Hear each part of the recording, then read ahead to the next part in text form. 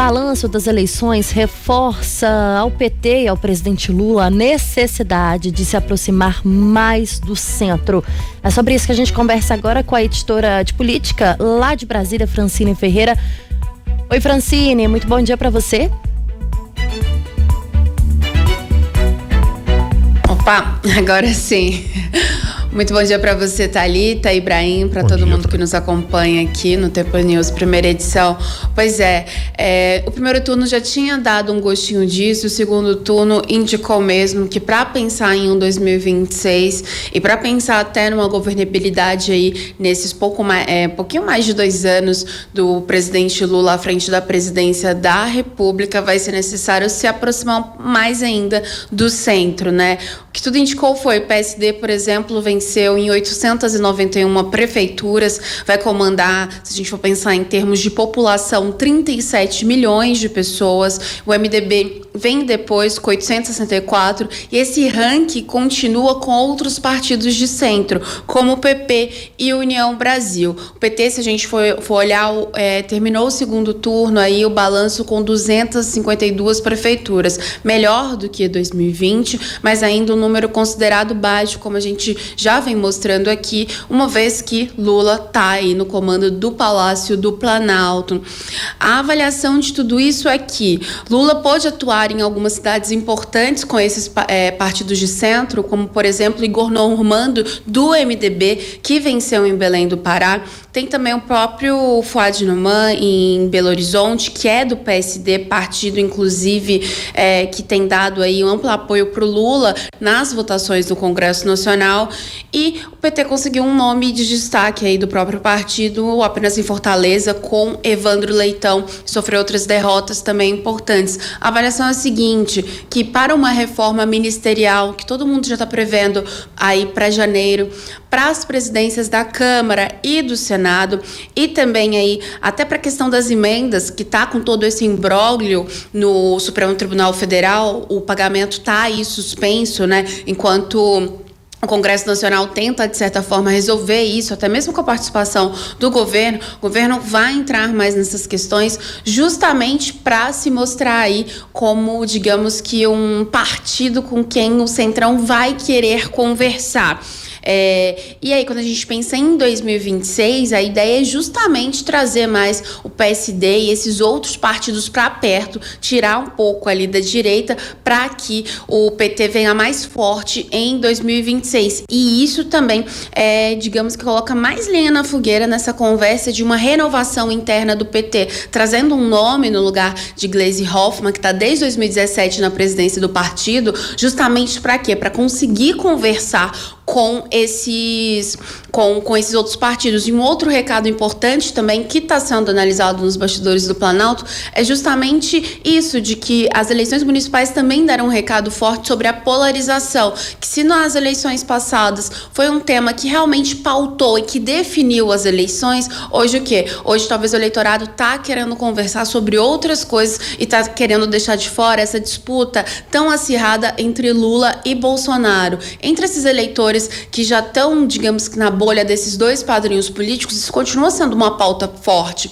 mas que existem lideranças além de Bolsonaro e além de Lula na esquerda e na direita, e as urnas na avaliação das pessoas justamente mostraram isso. Então agora é um momento de, digamos que sentar, fazer uma reavaliação, mas fato é que para continuar com a governabilidade aí nesses próximos 2 anos e pensando em 2026, o governo federal, Lula, que já cedeu tanto ao Centrão, vai ter que acabar cedendo ainda mais.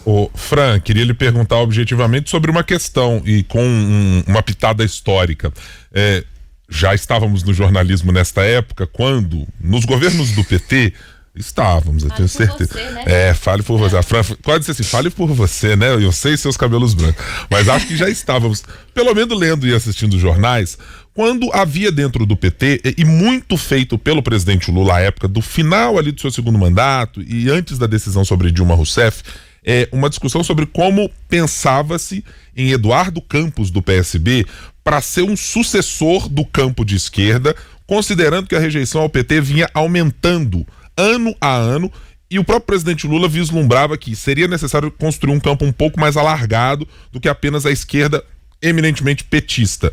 Me parece que o desenho desse ano de 2024 das urnas indica, eu não sei se o presidente fará isso, mas indica mais do que tudo uma necessidade de uma construção não só dentro do PT, mas para além do PT também. Você está nessa mesma avaliação comigo?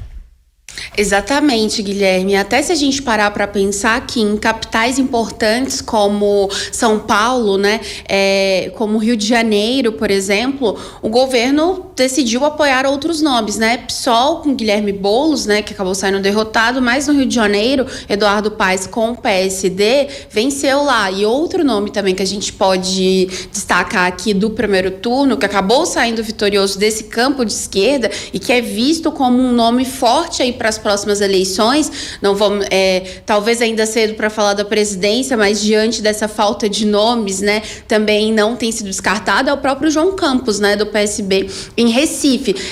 O PSB, né, tá mais à esquerda, mas a gente olha o Eduardo Paes com o PSD ali, tá nesse centrão, porque tanto é que nessas cidades onde o PT não foi cabeça de chapa, mas esses aliados venceram, o Planalto tá considerando como uma vitória. Mas é importante lembrar também que nesses lugares o que mais fizeram foi justamente não explorar a imagem de Lula ou do PT. Eduardo Paes, por exemplo, nem falou nada, fingiu que nada existiu, que não tinha essa conversa com o governo federal.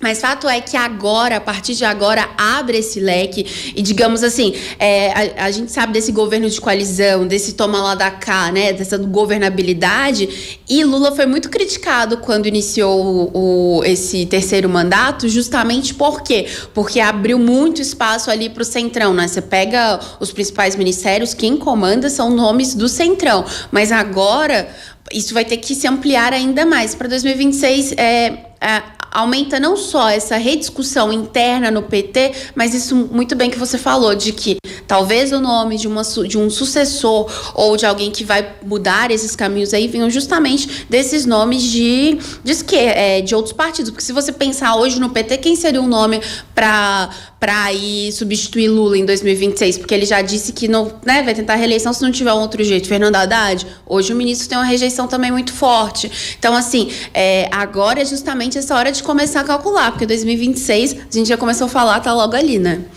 Exatamente. A campanha já começou.